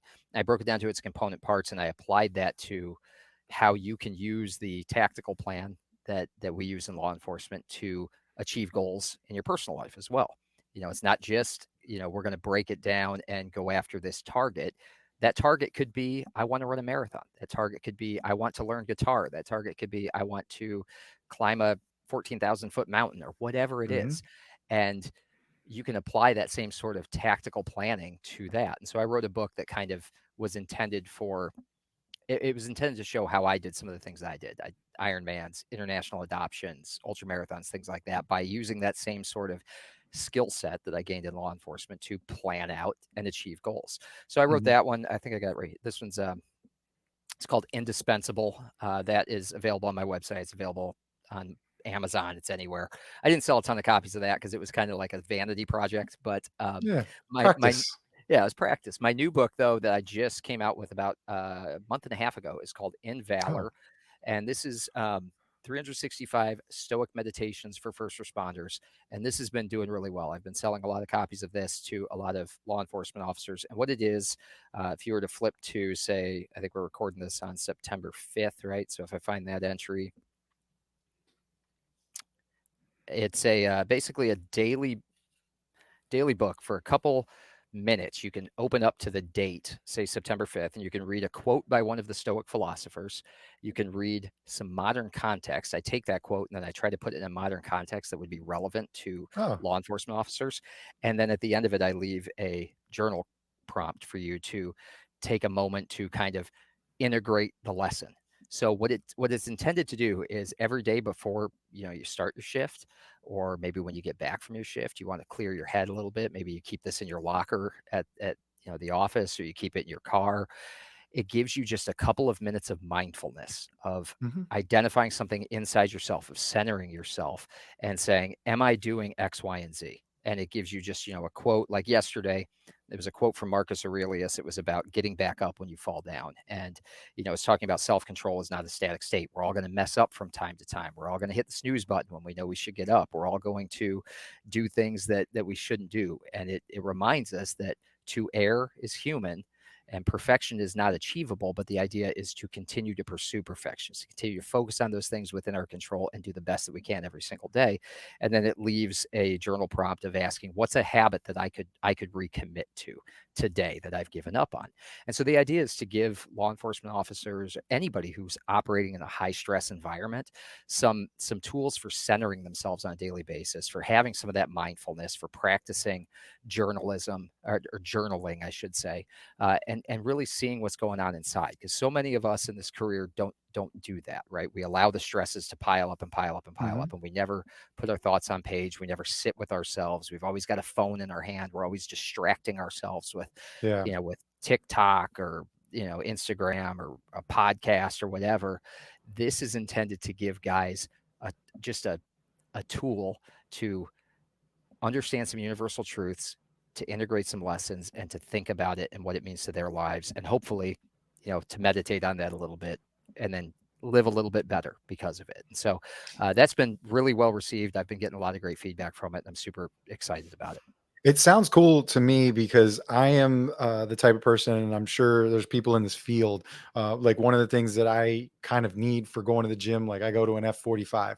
Like I want it scheduled for me because I need to commit to a schedule. I need to see it on my calendar, or else sometimes I'll space out, like you said, and I'll go into a deep dive of Instagram reels, and I'm an hour behind. But so I need it scheduled, and then I want to go in and have a trainer or a coach straight up just tell me, like, these are the things that I need you to power through. You've got 45 minutes. These are, follow the prompts on the TV and just do it. And it allows me to close my mind and just focus on my muscles and focus on my breathing and the sweat and go to it. So from the way you're explaining with the book, it sounds like I'm just going to that day. I'm not reading 10 chapters trying to do it. I'm reading to that day for 365 days, and I'm focused on that one task. I'm reading it. You are doing part of the job for me and interpreting, or kind of helping me recognize it if I'm not understanding it, and then giving me one task. So I like it. I'm looking forward to checking it out. Uh, Yeah. it Yeah, sounds- it's like the Stoics existed like 2,000 years ago, right? So the philosophers in Greece and Rome, probably the most famous one is Marcus Aurelius. He was emperor of Mhm, Rome in the second century. So this is, a long time ago. So a lot of the things that they wrote, they're relevant today, but they're not necessarily, sometimes they're not seen through the modern lens. And so I mhm, try to take that ancient wisdom and put it in a modern context mhm, for police and first responders to recognize and understand something in their current modern day lives that this ancient philosophy is talking about. And so when you do that and you can sit with that for a second, and it gives you a journal prompt. I mean, it takes you less than 10 minutes a day, right? To read mhm. a page and jot down something in your journal, and it's connecting with yourself is really what it's all about. And that helps us develop some of that mindfulness that is so essential to check in on ourselves every single day, to recognize, how am I feeling? What am I doing? Am I okay? Seneca, one of the Stoic philosophers, he wrote in his journal every day. He asked himself 3 questions every day. What did I do right today? What did I do wrong? And what will I do better tomorrow? And you ask yourself those 3 questions at the end of every day, and you're going to have a better day tomorrow. It's Mhm. like you're judging yourself a little bit at the end of the day. You're giving yourself a grade at the end of the day. At 45, I'm not sure if you get, like, a score or a metric Yeah. for how well you did, right? Like, it Well, matters. I found online, it's called Lionheart. So I do it on the Apple Watch, but then I Okay. can also do their grade because I enjoy the competition aspect of it, Right. where it goes up on the board and there's maybe two or three people in the class. And I can sit here and be like, aside from the fact that maybe I'm just out of shape, so my heart rate's better than yours, or I'm getting more points because I'm newer at the game here. But it gives me goals and it gives me something to look at. And that's another thing that, at least for me, I'm kind of goal oriented, or I want to see results. I like stats. So I want to see what I've done. And then I enjoy going in that app and now looking these are all the classes I've attended. This is my monthly calorie burn. This is my monthly Yes. rate. And so I enjoy looking back on that. And I think that's a journal. That's a Yeah. portion of a journal. So it's the It's same sort of thing. exactly. I can look back to last year from what you're saying. I can look back to last year after I've been doing this for a year and kind of say, all right, these were the troubles, or these were the things that I felt I was doing wrong. Maybe what have I improved on in these last 365 days? What am I Bingo. better at? Or am I still falling short in those things? Like, all right, this is something I really need to focus on. So yeah, Yeah. I think that'll be worthwhile. What we measure, we can manage. Hmm. And that I think is like one of those things that we forget about with ourselves, right? You're exactly putting it into words. Like, you like to see what your monthly calorie burn is. When I was racing triathlon, I can go back and I can look at my Training Peaks entries from a decade ago, and I can see exactly like what my heart rate was on a 20-mile ride on a Wednesday night after dinner versus on a Tuesday morning before work. And I can make those, like, having those stats and being able to compare those things. I mean, we're guys, like, we're fantasy football or whatever. We care Yep. about this stuff, but Yeah. like, how often do we take a measurement of ourselves? And that's what I'm really advocating for throughout our careers in law enforcement, is to check in with ourselves every day. Take that measurement, because what we measure, we can manage, and we can check in with ourselves and say, I'm not feeling right. I'm not feeling well. How can I make some adjustments? We don't adjust things that we're not measuring in the first place. So Right. that's really what it's advocating for. And it takes you a couple minutes a day. And if you don't like to read, my podcast, I put out 4 episodes a week, and it's very similar ground. I'm trying to show people different ways you can get the podcasts are 10 to 15 minutes long. I'm basically giving you a journal prompt at the end of it. I'm contextualizing a quote from one of the Stoics. I'm giving you some context and giving you a journal prompt. So if you're not big into reading, if you don't want to take it in that way, turn it on in your car and you're driving to work. I put out 4 of those a week, and it's giving people some of the same tools to bring into their day. And my How hope long are is they? like 10 to 15 minutes max. Oh, wow. Uh, Yeah. Yeah. yeah, so it's like super digestible, and that's the idea. Is I want this to be like, how long's your commute? If it's less than Right. 30 minutes, Yeah. you can listen to this on the way, and it gives you something to think about, that maybe touch base with yourself on and check in on yourself on, and am I doing X, Y, and Z as well as I could? And that's really what it is. There's a great quote from Seneca where he says, it's not that life is short, it's that we waste so much of it. And a lot of Mhm. this is wasted on the external. It's wasted on the things beyond our control. Whereas if we focus on the things within our control, we achieve more in this life. We live a better life. We're less stressed. We have less anxiety, because we recognize and realize and understand that the things within my control are what matter. And I can be, and I just need to live a virtuous life, and I need to live as well as I can and handle the things that I can. And when we check in with ourselves every single day, and we make sure that we're kind of giving ourselves that daily grade, it allows us to stay more focused and on path and not get concerned with the external. Yeah. Yeah, a daily grade. Yeah, a daily grade on what my day was. That's interesting, because I'll be home, or my wife and I'll both sit down to eat dinner, and it's, I try to focus on, like, all right, how was your day? What happened and stuff. So it'd be interesting to pose the question a little differently, like, what grade would you give today? Yeah. And then, you know, so, because one of her mentors at work always, like, if we're at dinner with him, he always asks some very thoughtful questions, not just small talk questions. He'll go through, and he makes sometimes the dinner table with a group of people very uncomfortable because of some of the odd things he'll ask us to really do.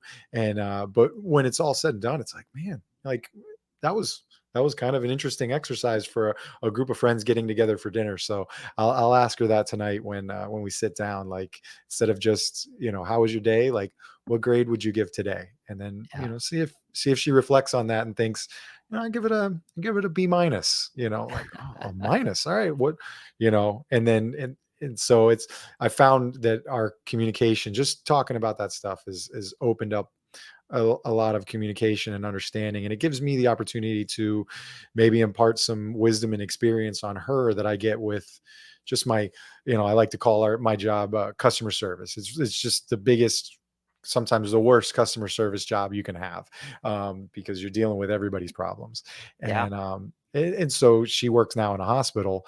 And so, seeing her dealing with people, and on a daily basis, different people with different issues now, kind of sometimes talking that customer service mindset to her, it'll be interesting. All right, That so is, it's a it's good true. And task. I think there's I think there's a habit of us to not like do that inner focus, that inner work, everything. And then what ends up happening is we're reflecting back, well, traffic was bad, and it's everyone else's fault, right? Everything, the bad day that you're having is always everyone else's fault. And the Hmm. reality is we can have a great day under almost any circumstances if we are focused on the things that we control, the things that matter, and we kind of leave the rest to fate. And we don't do that often enough. We don't check in enough with ourselves. And it's not just like, what is the, oh, you got a B minus today. What are you going to do tomorrow to make it an A? What do you Yeah. have to do tomorrow to make it an A? And how would you improve that score? And we don't do that very often, right? Like, I know, like, I ate like trash yesterday. I didn't sleep well, whatever the case may be. Like, actually having that conversation with yourself and being honest about it and saying, okay, this is what I need to do better tomorrow, and then executing it. Then you keep a promise to yourself and you feel great the next day, right? Because you kept that Yeah. promise to yourself, because you did that thing that you knew you had to do, and then you got the A, and then you want to get another one and another one. So actually measuring and marking and managing those measurements is a huge, it's huge for our mental health. It's a huge way to improve our overall resilience. And I think that is just so key to people living better lives, both on and off the job. Yeah, I keep basically stats also now with my watch with sleep, because this Ultra Yeah. watch now it gives you more days. So I make sure it's charged right, but I sleep with it now every night. So now I see, I get a better wake up where it's just a small vibration. It's not that alarming heart stopping thing in the morning that wakes me up if I haven't already just woken up naturally. And then it shows me how I slept, and similar to grading your day, I can kind of explain to myself why. Like, all right, what did I eat for dinner? Maybe that had a cause for sort of where the tick marks are. And then, and then I take a lot of good vitamins now and stuff. And so, taking my magnesium at night, Yeah. I can actually identify and see what magnesium has done to my sleep versus a night that I maybe test it and I don't take it.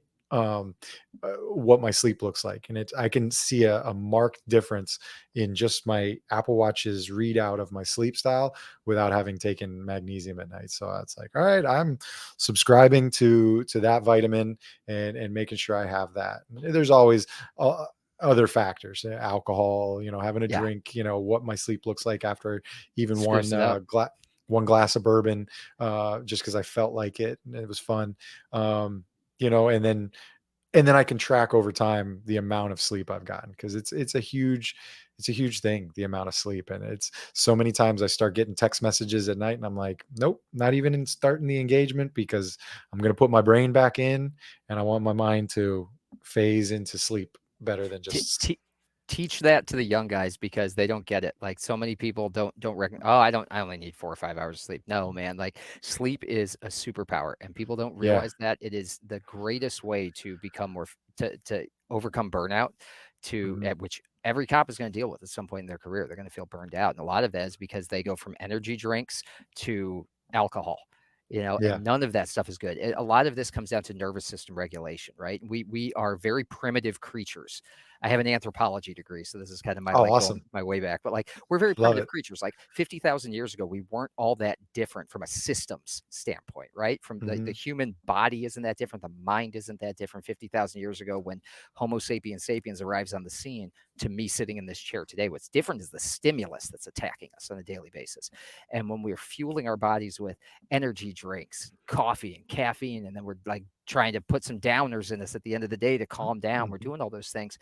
Our nervous system is just like, going. Yeah. It's just crazy. And that's especially true in cops. And that's why, like, you see, like, there was that shooting, a few weeks ago, I forget where it was, Illinois maybe, where the woman threw the, like, pot of hot water or something, and the Oof. cop, like, shot, like, that. I guarantee you that's a burned out cop. I guarantee you that's a guy Hmm. who has, like, been on nights, or he's been on whatever, he's stressed out, yada yada yada. Because a person who has a regulated nervous system, who is taking care of their body's needs, who has a resilient body, does not react that way, the way that individual did. They react that way oftentimes because they're heightened, they're burned out, they don't have the capacity to regulate that fight or flight. And a lot of that comes from not getting enough sleep. A lot of that comes from over caffeinating. A lot of that comes from not working out. A lot of that comes from too much nicotine.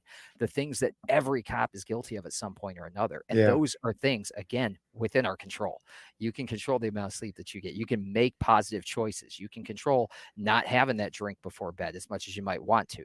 You can Hmm. have all of these things if you focus on what you do control, if you focus on discipline, if you focus on controlling your controllables, all the external, those downrange impacts and effects of those bad decisions become a lot less. And again, it's maximizing the time that we have. It's maximizing the sand in the hourglass by living the right way. And so much of what we see when we see those bad shoots or those bad things involving a police officer is not that it's a bad cop or bad training or a bad person. It's they haven't been taking care of themselves the right way, and their system is not reacting right to the stimulus. And Yeah, that's all. we forget that. We forget that for sure. It makes a lot of sense. Quick thing about that, the pot of hot water. We watched that in briefing, and 3 hours later, a zone partner and I went to a house and had pretty much the exact same thing happen. It was scary, and not, I mean, scary, but it was crazy because I honestly looked at him and I go, bro, seriously, like, brief that video, you, Yeah. because he was in a different briefing. I was like, did you watch that video? And he's like, yeah. And I'm like, all right, but we had a mental health clinicians with us that were trying to check this person out and then possibly Baker Act them. So we cleared them out. We weren't necessarily going to run out, because then it's like, all right, how do you give up that, area, that battlefield? Yeah. So, but we just triangulated and just de-escalated her, talked her down. But she had a smaller, so it was a saucepan, and she had I could see the steam coming out of it. Yeah. And I was like, we're doing this exact same thing. Am I prepared? Because I know what we said about the video we watched. Am I prepared for this situation to go all the way? Like, Mhm. and what is my choice? Because cops were always running through all the scenarios while still trying to have a conversation with somebody. And I was a negotiator, like a part time, because we're not full time negotiators. So as I drew on that experience, and him and I work well together, and we were able to get her calmed down, take her into 'Cause custody, bake your her. your OODA loop is firing properly because you're Yeah. getting sleep, you're taking your magnesium, Yep. you're going and doing your Y workouts, so, like and that's where it is. I think it's like we get yeah. those freezes and those problems, and a lot of that comes from and that's the lack of physical resiliency, the lack of mental Yeah. resiliency Yeah, comes I from wasn't what hungover. we're doing. Exactly, I exactly. wasn't hungover. I wasn't in a domestic the night before with my Right. wife, or Yeah. whatever. I wasn't doing a lot of those stereotypical check boxes of, officers that, in the past, where Yeah. a lot of people were back years ago, that aren't necessarily seeing stuff like this today. Another story kind of related to what you were just talking about. I was probably 25 or 26, or maybe it was like '08. I had a bout with AFib, and it's a big thing now. You see all the commercials, AFib, and I woke up and um, uh, I felt weird. I felt the pulse weird and stuff. Went to work, sat in briefing, and my sergeant, and then my one of my zone partners, she looked at me. She's like, "Dude, you look messed up." And I was like, "I don't know. My heart feels like it's beating out of my chest." And so my sergeant said, "Hey," because we had briefings in like a shared kind of firehouse substation, and he was like, "You just go over to rescue right now and have them hook you up." They did the EKG, and she was like, "I don't have to take you to the hospital, but you need to go." So they put me in a police car, and I went down and spent the night, and I had AFib. Mm. It sounds like, from then to now, it was the only time I've ever had it. My body's not in it, or no new signs of it or anything like that. And what I always tell people that I attribute it to is I was burning the candle at both ends. I was that young guy first couple years on the job. I was Red Bull and vodka at the bar. I was Red Bulls or Monster at the beginning of every shift. I was working afternoons, so I was really only Mm. working like 2 to midnight. So it wasn't overnights where you're like constantly feeding yourself that stuff. But and then I was womanizing. I was being a young cop. Mhm. The girls were all over the place, and I was working multiple angles, and so it wasn't healthy. And I made the decision while in a like a light duty status to change that, um to change that in my life, and do something different. My wife's leaving for work. um She caught the best it, part. yeah, yeah. And actually that's when I met my wife during that light duty status, and she kind of posed the question to me at the time, like, is this a fling, or is this you and I, and decided to, yeah, like, let me change that lifestyle. And then, of course, saying like, man, this Red Bull and vodka type lifestyle is really hurting me, uppers and downers. So Yeah. changed it, and I just drink coffee now. I enjoy coffee. It's still a stimulant, but it's a little less. It's not less chemically than a lot of those cans of all the different stimulants that we can grab from the grocery store or the gas station and stuff. So I definitely went through that kind of, and decided to change that, and I try to impart that knowledge too, to Yeah. people when I can. So I think we all go through firsthand that. And I story. think, yeah, no, I think we all go through that. And I think a lot of that is, is correctable. It just has to be corrected before something bad happens that Hmm. forces us to correct it, that puts us in a situation where, if we'd had a good night's sleep, we wouldn't have made that decision. If we hadn't have been burning the candle at both ends, we wouldn't have made that Hmm. decision. We wouldn't have done the things that got us in trouble off duty. So many of the bad shoots, and there's studies that have been done about this, but bad shoots and bad use of force incidents, the ones that go viral, 9 out of 10 of those are burned out officers. They're Hmm. officers who have worked too much overtime. They haven't taken a break. They haven't gotten a good night's sleep. They're going through something in their personal life because of the stresses on the job. And again, a lot of that, we correct that again by being intimately familiar with what's going on in here. By intimately familiar what's going on in our head, what's going on in our body, what's going on in our heart. And we do that again by checking in on ourselves daily, by measuring on a daily basis how we're doing and what we're doing, and then we take those metrics and we react to them. We say, okay, Hmm. i'm I'm not here right now. I need a couple of days off. I need a mental health day. I need to maybe talk to somebody. I need to do X, Y, and Z. It's the guys who blow through all those guardrails, who blow through those warning lights, who just cram another monster down their throat and just say, I'll get through it, I'm fine. um, Yeah. those are the guys who are hitting that burnout status, and that's what's creating those scenarios and those situations where, again, that OODA loop isn't firing right, where, you're in fight or flight. You're coming into a job, you're coming into an interaction with a civilian on an 8 when you should be on a 2. And it doesn't take much to go from 8 to 10. It takes a lot to go from 2 to 10. But you don't Hmm. have that. You don't have those first 6 levels because you're not all there. You're not firing right. And a lot of that is short-circuited by doing that inner work, by doing those things that allow us to check in and be mindful, by creating that mental and emotional resiliency, by having those hobbies outside of work, by prioritizing the things outside that allow us that disconnect. Not enough guys are doing that. So if conversations like what we're having today, click for some people and make some people say, oof, yeah, I'm because a lot of people are, you're a time bomb. You're a walking time Yeah. bomb. You are a use of force incident gone wrong, waiting to happen. If you don't get your head right, if you don't start working on the things that you need to work on, you're going to be a cautionary tale in someone else's briefing. Yeah. Or a health scare. Yeah.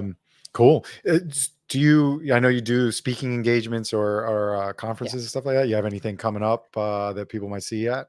Yeah, if you're in Alabama, I'll be speaking at the Blue Watch Conference on October 23rd, I believe. That's Okay. going to be right outside of Birmingham, and that's a Cool. day-long conference for law enforcement.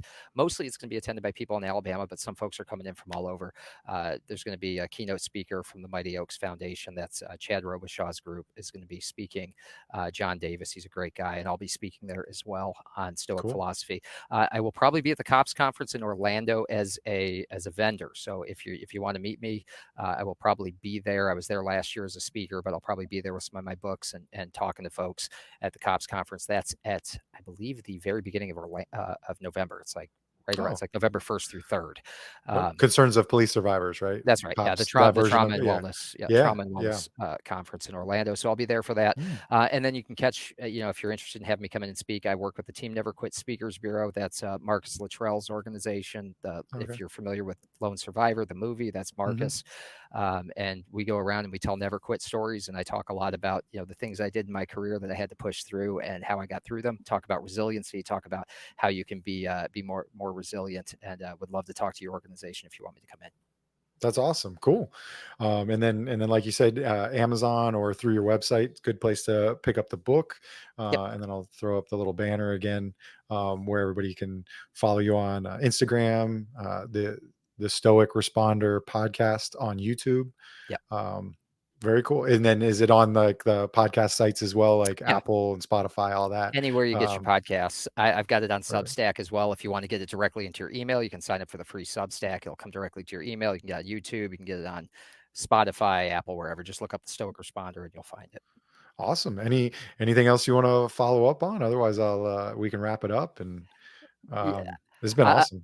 Yeah, I'll leave it at this. Like, adversity is it's a feature of the job, right? We're all going to deal with adversity, and so cultivating a mindset and an ability to come out of adversity stronger is really what I'm all about. And I think that checking in on yourself on a daily basis, building that physical, that mental, that emotional, that social resilience is going to allow you to turn adversity into fuel instead of allowing adversity to burn you down.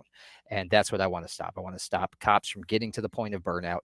And I think that we do that by teaching them to turn adversity into fuel and teaching them to get that mindset right so that when they go into situations, they know themselves better. And if we can do that, if we can save a life, I think it's awesome. And one shout out I want to give, if you're not familiar with the Overwatch Collective, 501c3 organization that's giving mental health services to law enforcement officers, make sure you check them out. They are incredible. The Overwatch Collective is they're all over the place. You can find them everywhere, but they're doing great things for the police community. That is very cool. Yeah, I'll check that out for sure. Well, thank you very much, Kristofor. And yeah, it's awesome. And I can't wait to meet you in person. I'll look into the cops conference in Orlando. That's obviously pretty close for me, and see if I can get up there, check it out as well. I'm always up for a quick trip or whatever. So thank you very much for coming on the show. I appreciate it. And stick around. I'm going to end it once I end this, and then we'll do some follow up. So Right on. thanks everybody for checking out. And if you're not already, make sure to subscribe, hit it on YouTube, check out social media and stuff, Donut Shop Podcast, and then the website donutshoppodcast.com. Thanks a lot, and we'll see you on the next one. Calling all units, calling all units. Donut Shop has a fresh dozen. Go ahead and take a 1040.